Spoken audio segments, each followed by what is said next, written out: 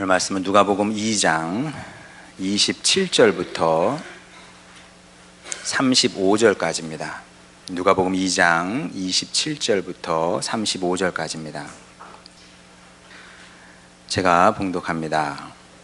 성령의 감동으로 성전에 들어가매 마침 부모가 율법의 관례대로 행하고자 하여 그 아기 예수를 데리고 오는지라. 시몬이 아기를 안고 하나님을 찬송하여 이르되, 주제여, 이제는 말씀하신 대로 종을 평안히 놓아 주시는도다.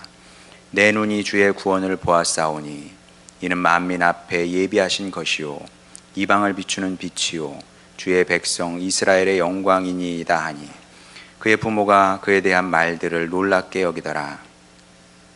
시몬이 그들에게 축복하고 그의 어머니 마리아에게 말하여 이르되, 보라, 이는 이스라엘 중 많은 사람을 패하거나 흥하게 하며 비방을 받는 표적이 되기 위하여 세움을 받았고, 또 칼이 내 마음을 찌르듯 하리니 이는 여러 사람의 마음에 생각을 드러내려 함이니라 하더라. 아멘. 자, 우리는 성경이 하나님의 말씀이다 이렇게 믿습니다. 그리고 믿을 때는 근거가 있어야 됩니다. 근거 없이 믿는다는 그거는 말도 안 되죠. 자, 그러면 저에게는 어떤 근거가 있느냐? 두 가지 증거를 댈 수 있을 것 같습니다. 하나는 내적인 증거다 이렇게 얘기할 수 있을 텐데, 돌아보면 저는 주님의 말씀을 붙들고 성경을 붙들고 성경 말씀을 붙들고 살아왔던 것 같습니다. 힘들고 어려울 때, 또 기진하여 지칠 때, 낙심이 될 때, 사는 건 어려운 거니까, 인생은 늘 어렵지 않습니까? 그럴 때마다 성경 말씀을 붙들고 여기까지 온 것 같습니다. 그러면서 이제 성경 말씀을 붙들 때 어떤 일이 일어납니까?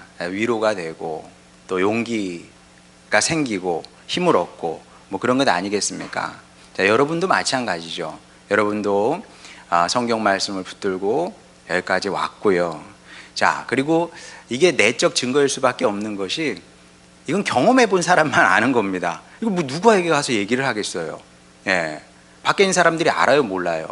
몰라요. 교회 밖에 있는 사람은 종교 비판을 열심히 하지만 기독교가 어쩌고 저쩌고 얘기를 합니다만은, 그러나 우리 내면에서 어떤 일이 일어나는지는 모르고 하는 얘기입니다.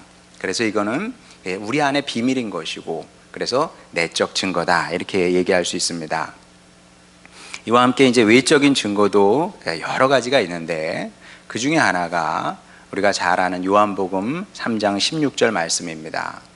하나님이 세상을 이처럼 사랑하사 독생자를 주셨으니 이는 그를 믿는 자마다 멸망하지 않고 영생을 얻게 하려 하심이라. 자, 성경에 보게 되면 이거는 그냥 일반 책이 아니라 하나님의 말씀이야 라고 말할 수밖에 없는 외적 증거들이 여러 발견이 되는데, 그건 이제 몇 가지 얘기할 텐데, 그 중에 하나가 저는 이 말씀이라고 생각을 합니다. 자, 이 말씀은 요한의 머리에서는 절대 나올 수 없는 말씀, 요한의 머리에서는 나올 수 없는 글이에요, 이게. 자, 왜 그러냐 하면, 내용이 뭐예요? 하나님이 세상을 이처럼 사랑하사, 여기서 세상은 세상 모든 사람을 얘기하거든요. 하나님께서 세상 모든 사람을 이토록 사랑하셨다. 자, 그런데 그 사람들이 누구냐는 겁니까? 누구냐는 거죠. 누굽니까 이 사람들이? 이 사람들이 누구냐 하면 예수님을 십자가에 매단 장본인들이거든요. 요한이 그토록 사랑했던 예수님을 십자가에 매달았습니다. 한때는 이 사람들도 예수님 따라다니면서 밥도 얻어먹고 병 고치는 거, 예수님께서 병 고치시는 기적도 보고 이랬던 사람들 아닙니까? 그래서 한때는 예수님을 왕으로 모시려고도 했던 사람들인데, 근데 한순간에 바뀌어서 진짜 손바닥 뒤집듯이 바뀌어가지고 예수님을 십자가에 매달라고 소리쳤던 그 사람들 아니겠습니까? 그러니까 이게 요한이 볼 때 이건 인간도 아니야, 진짜. 인간도 아니야. 그러니까 요한의 마음 안에서는 온갖 그런 저주의 말들이 막 그냥 용솟음 쳤을 겁니다. 아는 모든 나쁜 말들 그냥 쏟아내고 싶었겠죠. 그리고 이런 경험을 하게 되면 그 인간에 대한 환멸, 염증 이런 것들이 이게 진짜 그 썰물처럼 밀려오게 되는 거죠. 실제로 사람을 많이 만나는 직업을 가진 분들이 이런 얘기 많이 해요. 아, 이러면 안 되는데. 인간에 대한 환멸이, 인간에 대한 염증이 정말 끔찍해. 사람 하면 그냥 끔찍하다는 거예요. 오죽하면 그 검은 머리 가진 짐승이라고 얘기를 하겠습니까? 검은 머리 가진 사람이 아니고 짐승이야. 예. 그럴 수 있을 것 같아요. 여러분 동사무소 가서 한번 이렇게 보시면 공무원들 불쌍합니다, 진짜. 예. 민원인한테 말 한마디 못 하잖아요. 민원이 때리면은 요즘은 좀 상황이 달라졌지만 지금 전에는 맞으라고 그냥 그랬다 그래요. 예, 멱살 잡으면 그냥 잡히고 가만히 있어야 됩니다. 이거 얼마나 끔찍해요. 사람에 대한 환멸이, 염증이 어떻게 안 생길 수 있겠습니까? 요한도 마찬가지입니다. 예, 사람이 싫었을 거예요, 한마디로. 내가 사랑했던 주님, 그리고 내가 내 인생을 바쳐서 내 예수님을 따랐는데 사람들이 예수님을 그렇게 죽였거든요. 그 사람들을 사랑해요? 불가능한 거죠. 그러니까 이 말씀은 요한의 머리에서 나올 수가 없는 겁니다. 예, 요한의 말이 아닙니다. 그러면 어떻게 받아들여야 될까요? 예, 하나님께서 성령의 감동하심을 통해서 요한으로 하여금 하나님의 속마음을 드러나게 하신 거죠. 예, 요한이 뭐 사랑이 많은 사람이고 무슨 훌륭한 사람이고 그 다음에 무슨 뭐 그 성인이어서 이런 글을 남긴 것이 아니다. 이것은 하나님의 말씀인 거죠. 그래서 이런 것을 보면서 아, 이게 외적인 증거구나. 성경이 하나님의 말씀이라는 외적인 증거구나. 이렇게 얘기를 하는 겁니다. 자, 그리고 이제 본문 말씀도 사실은 마찬가지인데 34절, 35절 한번 보겠습니다. 시몬이 그들에게 축복하고 그의 어머니 마리아에게 말하여 이르되 보라, 이는 예수님은 이스라엘 중 많은 사람을 패하거나 흥하게 하며 비방을 받는 표적이 되기 위하여 세움을 받았고 또 칼이 내 마음을 찌르듯 하리니 이는 여러 사람의 마음의 생각을 드러내려 함이니라 하더라. 자, 이것도 사람의 말일 수 없고요. 네, 하나님의 말씀일 수밖에 없습니다. 왜 그런지 좀 이따 얘기하도록 하고, 성경에는 이런 말씀들이 꽤 많이 나옵니다.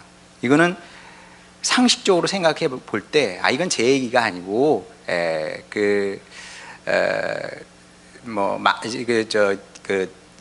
유명한 문학 비평가들이 하는 얘기예요.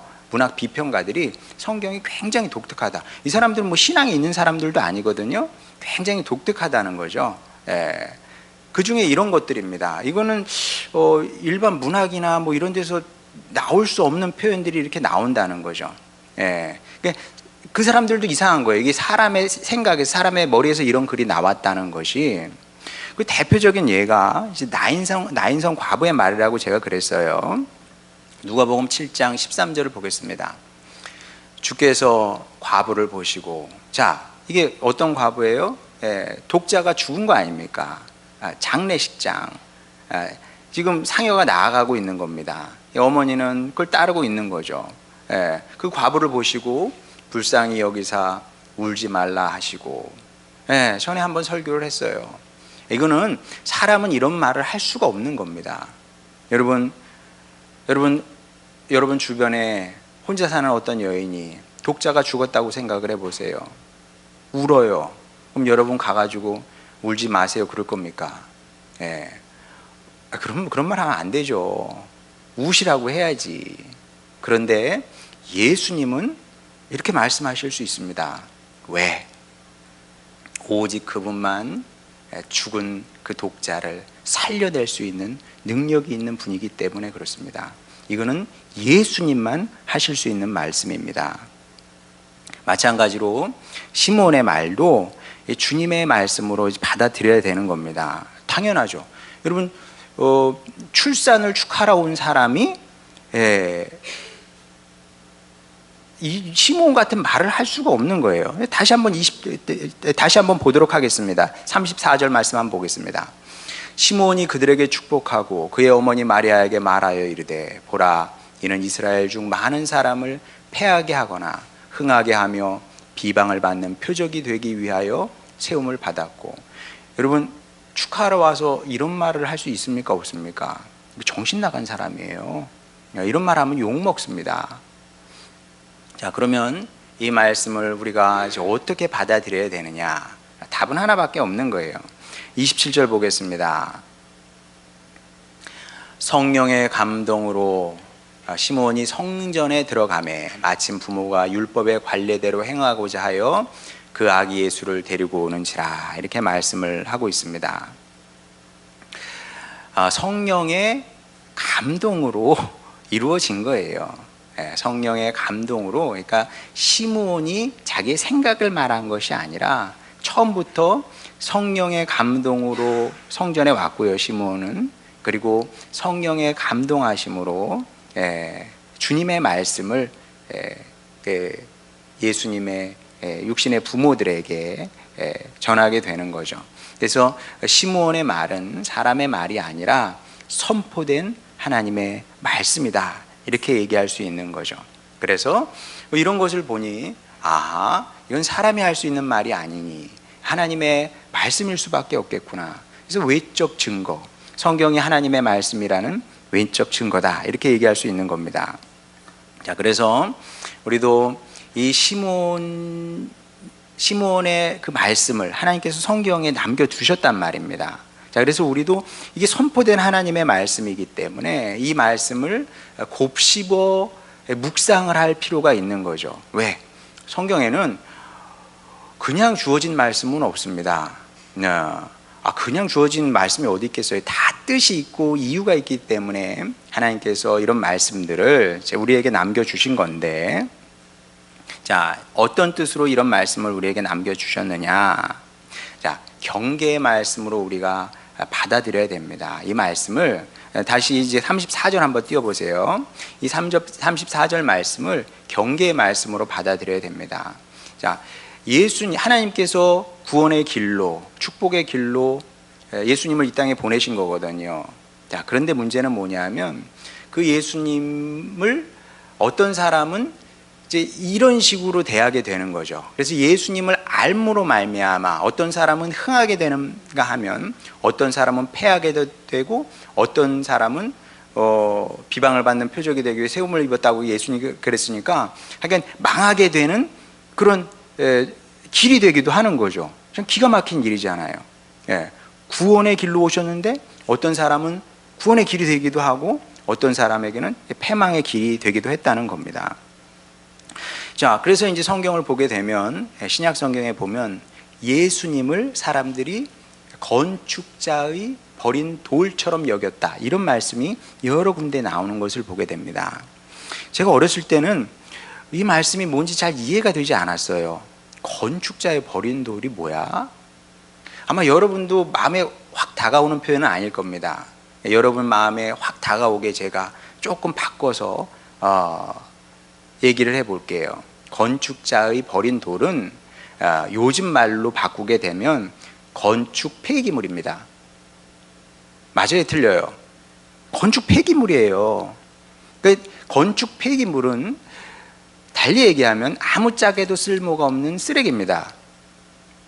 악성 쓰레기죠, 사실은. 악성 쓰레기예요. 건축 폐기물은 악성 쓰레기입니다. 거기서 그걸 가지고 뭘 할 수 있겠습니까? 그러니까 어떻게 생각해 보면 강아지만도 못한 거예요.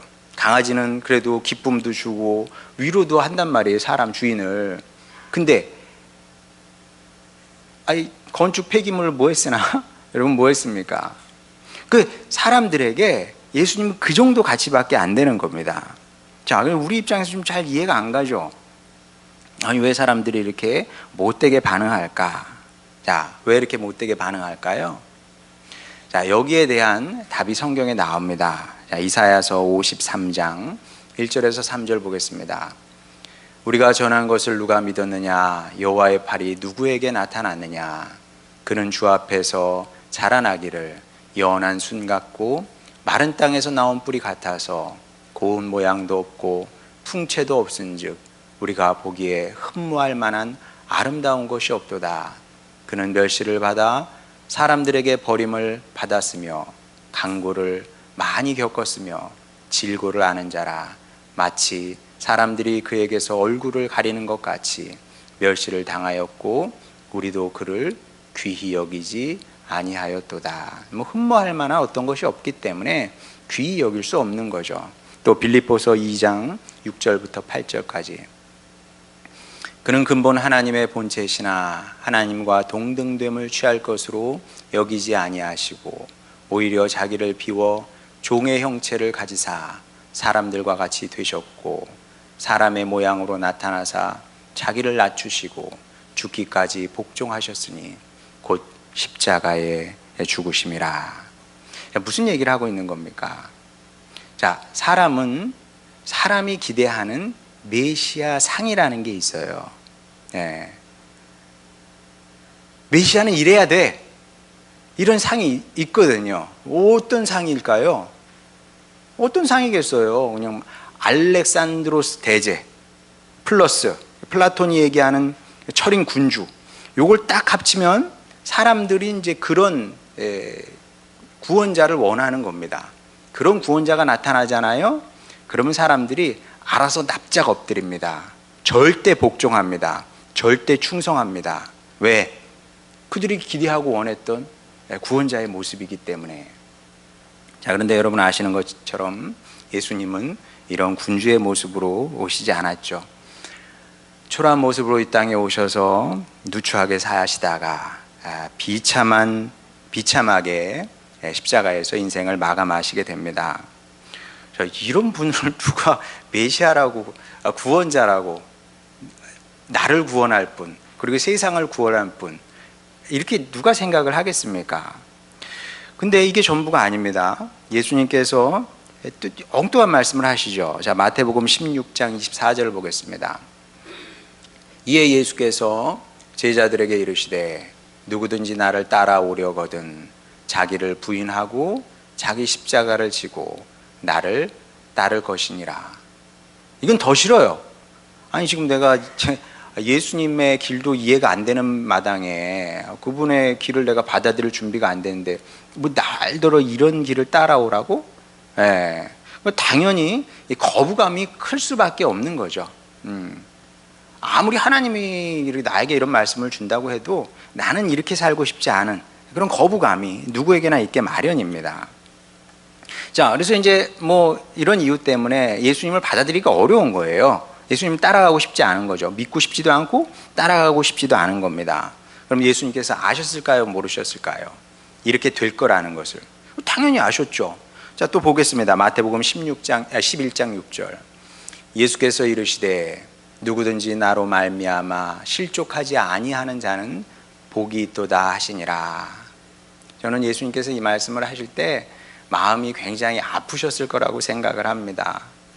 아니, 예수님께서 이 땅에 왜 오셨어요? 왜 오셨습니까? 여러분, 부모 자식 관계를 한번 생각해 보세요. 예. 부모를 원수처럼 여기는 자녀가 있다고 생각해 보시기 바랍니다. 그럼 부모의 마음이 어떻겠습니까? 굉장히 아픈 마음으로 이 말씀을 하신 겁니다. 자, 그래서 우리가 시므온을 통해 하나님께서 말씀을 주셨잖아요. 예수님 때문에 어떤 사람은 흥하게 되고 어떤 사람은 망하게 된대요. 그러면 망하면 하나님께서 그걸 기뻐하시겠습니까? 아버지 하나님의 슬픔이고 고통인 거죠. 그러니까 시므온을 통해서 그 말씀을 주셨다는 것은 무엇이냐 하면 제발 이 말씀을 듣는 너희라도 내 마음을 아프게 하지 말아라. 그런 주님의 간곡한 권면의 말씀입니다. 그러니 여러분, 우리 한평생 살아가면서 하나님의 기쁨이 돼야지 하나님의 마음을 아프게 하는 그런 자녀가 돼서야 쓰겠습니까? 그래서 오늘 여러분 이 시간 그렇게 결단했으면 좋겠습니다. 주님, 다른 사람은 어떻게 하든, 근데 제가 어떻게 할 수가 없어요. 그걸 어떻게 합니까? 다른 사람은 어떻든 간에 주님, 저는 주님의 마음을 아프시게 하지 않겠습니다. 이런 결단을 하는 여러분이 되었으면 좋겠습니다.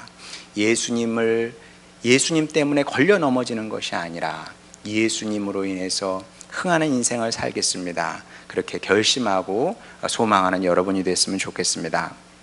자, 그러면 왜 예수님은 이렇게 이해하기도 힘들고 받아들이기도 어려운 방식으로 세상을 구원하려고 하셨을까? 자, 지난 2000년 동안 정말 무수히 많은 신학자들이 이 문제를 갖고 씨름을 했습니다. 주님, 왜 이런 방식입니까? 이해를 못 하잖아요. 이해를 못 해. 사람들이 이해를 못 해. 근데 주님께서 굳이 그런 방식으로, 이해가 안 되는 방식으로 세상을 구원하려고 하셨거든요. 저도 고민했어요. 주님, 어떻게 하면 제가 주님께서 저에게 맡겨주신 주님의 자녀들, 양떼들에게 이 복음을 잘 설명할 수 있겠습니까? 물론 이제 복음이 설명의 영역은 아니에요. 주님을 여러분이 인격적으로 만나야지.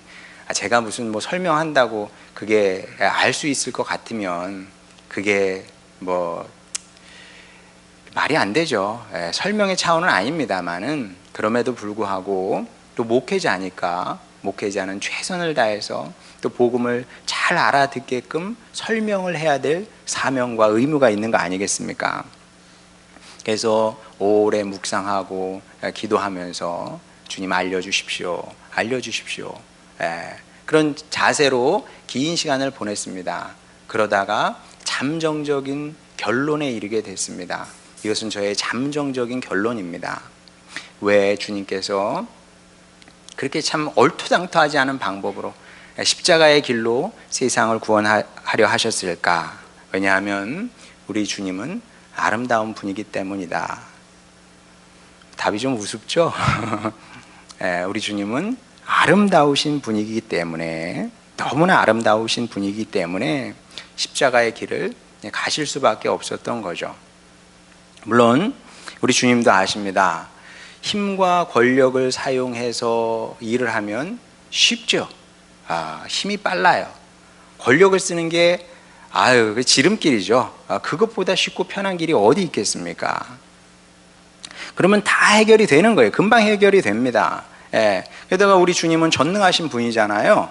능력이 없는 게 아니에요. 전능하신 분이라니까요. 감히 누구에게 전능한이라는 형용사를 부여할 수 있겠어요? 세상에 많은 권력자들이 있었지만 아무도 전능하지는 않았어요. 절대를 붙일 수는 있어요. 그러나 전능한 사람은 없습니다. 우리 주님은 전능하시거든요. 뜻만 정하면 말씀 한마디면 되는 거예요. 말씀으로 우주, 천지 만물을 창조하신 분이니까. 뭐 뜻만 정하면 못하실 게 뭐가 있겠습니까? 다 하실 수 있는데 왜 이렇게 하지 않으셨느냐? 제 결론은 무엇이냐면, 이런 식의 일처리는 아름답지 않고 감동도 없기 때문에 그렇습니다. 인류의 정복 역사와 통치 역사가 이 사실을 적나라하게 증명하고 있죠. 세상에는 아름답고 감동적인 권력은 없었습니다. 지금도 없어요. 어떤 권력이 아름답고 감동이 있습니까? 있어요, 없어요? 없어요. 특히 앞에 절대자가 붙으면 절대 아름다울 수 없고요, 절대 감동적이지 않습니다. 어떻게 절대 권력을 가진 인간이 아름다운 인생을 살 수 있겠으며 감동적인 인생을 살 수 있겠습니까? 이거는 있을 수 없는 일입니다. 자, 그런데 제가 이렇게 얘기하면 비웃는 사람이 있게 마련입니다. 어떻게 비웃을까요? 그깟 아름다움이, 그깟 감동이 뭐가 그렇게 중요합니까? 세상을 바꿔야죠. 세상을 바꾸는 게 이게 먼저예요. 이 불의한 세상을 바꿔야지. 그게 먼저지. 우리가 사춘기 애들도 아니고 아름다움, 감동 뭐 이런 거 따져요? 그러면 이제 저 같은 사람한테는 당신은 이상주의자고 뭐 현실을 모르는 사람이고 이런 식으로 비판을 하겠죠. 비판을 받을 용의가 있습니다. 자, 그런데 우리는 하나님의 자녀잖아요. 여러분은 어떻게 생각하십니까? 누구 말이 맞아요? 뭐 이렇게 생각해도 되고 저렇게 생각해도 됩니다. 제가 뭐 그런 사람들하고 싸우고 논쟁할 생각이 없어요. 왜? 답이 없으니까. 네. 논쟁에서 답이 나옵니까? 네, 답이 안 나와. 자, 근데 왜 저는 목회자로 사느냐? 제 얘기를 잠깐 하게 되면 저는 기쁨과 즐거움으로 주님께 복종합니다. 억지로 하는 거 아니에요. 억지로 하는 거 아니고 즐거움과 기쁨으로 하는 거예요. 저는 목회를 하겠다고 결정하는 했던 그 순간부터 지금까지 제가 자발적으로 하는 거지, 주님께서 넌 내가 불렀으니까 너는 이 길을 가야 된다, 그렇게 말씀하신 적이 없어요. 오히려 주님, 저는 자격이 안 되고 잘 할지도 모르지만 제가 주님의 길을 걸어가고 싶습니다. 제 결정이었어요. 즐거움으로 복종하고요, 감사함으로 주님께 순종할 자세가 되어 있습니다. 더 나아가서 저는 주님의 종이라고 불리는 것을 대단히 자랑스럽게 생각을 합니다. 종이 좋은 칭호는 아니잖아요. 영광스러운 칭호는 아니지 않습니까? 그러나 물론 저는 다른 사람의 종은 아니에요. 제가 누구의 밑에 가서 종 노릇을 하겠습니까? 그러나 기꺼운 마음으로, 즐거운 마음으로 주님의 종으로 삽니다. 이걸 영광스럽게 생각을 합니다. 왜일까요? 우리 주님께서 만왕의 왕이시기 때문에, 우리 주님께서 전능하신 능력을 갖고 계시니까, 그런 이유도 없지 않아 있겠죠. 하지만 제가 그분께 즐거움으로, 기쁨으로, 자발적으로 복종하는 더 중요한 이유는 제가 섬기는 그분이 가장 아름다운 분이시기 때문에 그렇습니다. 그분은 너무나 아름다운 분이셔서 만왕의 왕이시자 절대 주권자임에도 불구하고 섬김, 헌신, 희생으로 세상을 구원하려 하셨거든요. 이건 놀라운 일입니다. 사람은 이해할 수 없는 거예요. 힘을 가지고 있는데 섬김, 희생, 헌신으로 세상을 구원하려 하셨다. 진짜 웃기죠? 진짜 웃기는 일입니다. 이건 이해의 차원이 아니에요. 이거는 정말 성령님께서 여러분의 심령을 흔들어서 여러분의 존재를 변화시키고 정말 새 사람이 돼야만 이 빛나는 하나님의 영역을, 이 빛나는 하나님의 뜻을 깨닫게 되는 거죠. 그 사람들은 비웃는 겁니다. 우스워 보이는 겁니다. 그래서 뭘 해? 그래서 뭘 어쩌자고 비웃는 겁니다. 그 주님의 길에 참여할 생각을 할 수가 없고, 뭐 용기 이런 건 애초에 그냥 버려버리게 되는 거죠. 그런 식으로는 아무것도 일어나지 않는다고 사람들이 생각하기 때문에 그렇습니다.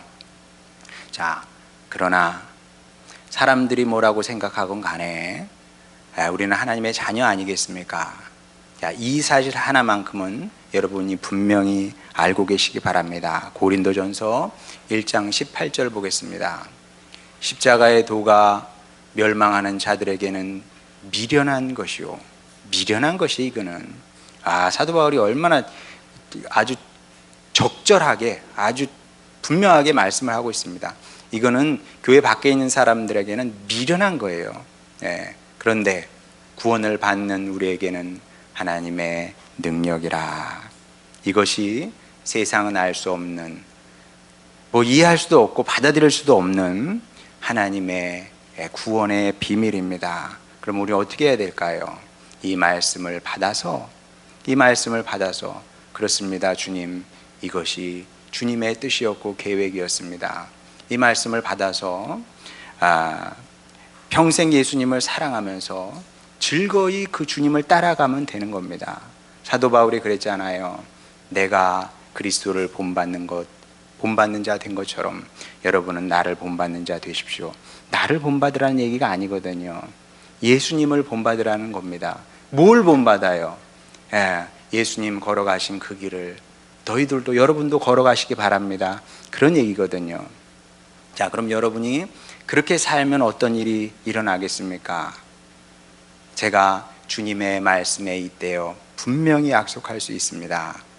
여러분이 그렇게 살면 여러분의 인생도 우리 주님이 그랬던 것처럼, 그리고 여전히 그러신 것처럼 여러분의 인생도 아름답게 변화될 겁니다. 제가 그러잖아요. 인생은 아름다워야 한다고. 인생은 돈이 많아야 되는 것이 아니고요. 인생은 높이 올라가야 되는 게 아닙니다. 하나님의 자녀의 인생은 아름다워야 되는 겁니다. 그리고 아름답게 살면 어떻게 될까요? 그러면 이것이 흥하는 길이고 이것이 결국 승리의 길이 될 뿐만 아니라 빌립보서 말씀처럼 이런 여러분을 하나님께서 절대 잊지 아니하십니다. 그리고 마지막 날에, 아니 이미 이 땅에서도 그렇게 하실 것이고 마지막 날에 여러분을 높이 들어서 그 예수님의 영광의 자리에 여러분을 있게 하실 겁니다. 이 사실 기억하시고 우리 예수님을 평생 사랑하시면서 그분의 뒤를 열심히 따라 걷는 여러분 모두가 되시길 바랍니다. 그래서 그 영광과 은혜의 자리에서는 우리 하늘소망교회 식구들 다 되시기를 주님의 이름으로 축원합니다. 우리 찬양 부르고 기도하도록 하겠습니다.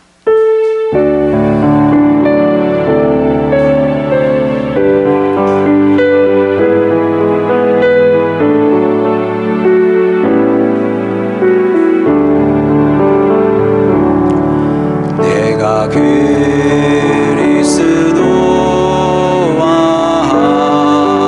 함께 십자가에 못 박혔나니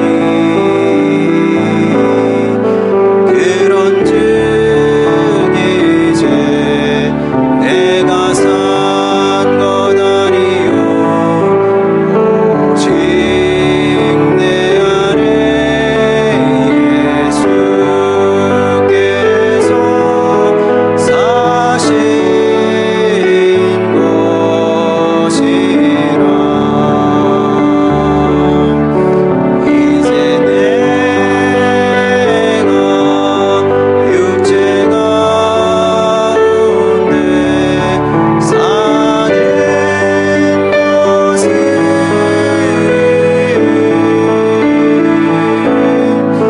나를 사랑하사 자기 몸 버리신 예수 위에 산 것이라. 한 번 더 불러봅니다. 내가 그리스도와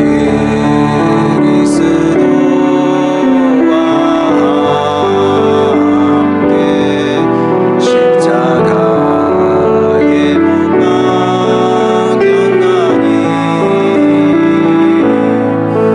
그런즉 이제 내가 산 것 아니요 오직 내 안에 예수께서 사신 것이라. 이제 내가 육체 가운데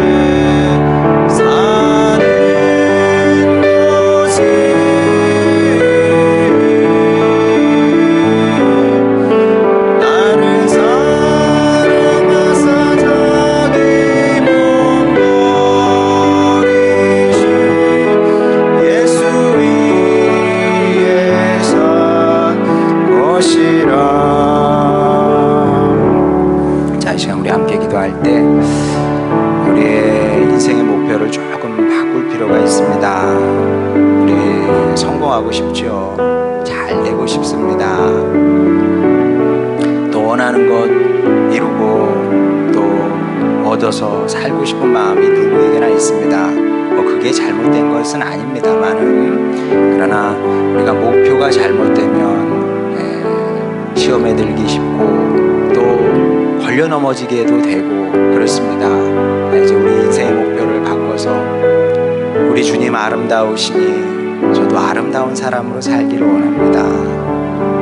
주님께서 결국 원하시는 것은 그것 아니겠습니까? 이 시간 그렇게 우리의 생각을 바꿔서 주님, 저도 우리 주님 아름다우신 분인 것처럼 아름다운 사람으로 살겠습니다. 그렇게 예수님 먼저 보여주신 모범을 따라 저도 희생하겠습니다. 헌신하겠습니다. 또 제 십자가 지며 살겠습니다. 그리하여 예수님처럼 흥하는 길을, 또 승리의 길을, 영광의 길을 걷게 하시고, 주님께서 십자가로 세상을 구원하셨던 것처럼 저도 구원의 사역에 동참하길 원합니다. 축복하여 주시옵소서. 이런 기도 제목으로 주님께 나가도록 하겠습니다. 기도하시겠습니다. 우리를 사랑하시는 아버지 하나님, 여기 주님의 자녀들이 있습니다. 마땅히 자녀는 부모님을 닮아야 합니다. 우리 또한 주님을 닮기를 원합니다. 아버지라고 고백하니 아버지 하나님의 선하심을, 아름다움을, 사랑을 닮아가게 하여 주시옵소서. 아버지 하나님, 그렇게 예수님을 우리 사랑하게 하여 주시고, 사랑함으로 예수님의 길을 뒤따라 걸어가는 저희들 되기를 원합니다.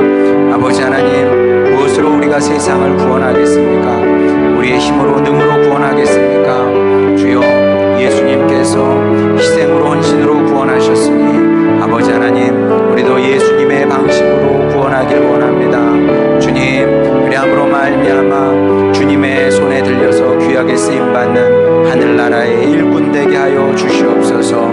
또한 그런 예수님을 우리 아버지 하나님께서 만유의 주님으로 삼으셨습니다. 아버지 하나님, 우리도 그 길을 걸어가겠사오니 주여, 마지막 날 주님께서 잘했다 칭찬하시는 주님의 자녀들이 되기를 원하오니 그 영광의 자리에 모두 서는 우리 하늘소망교회 식구들 되게 하여 주시옵소서. 감사드립니다. 사랑 많으신 우리 구주 예수님의 이름으로 기도드렸습니다. 아멘.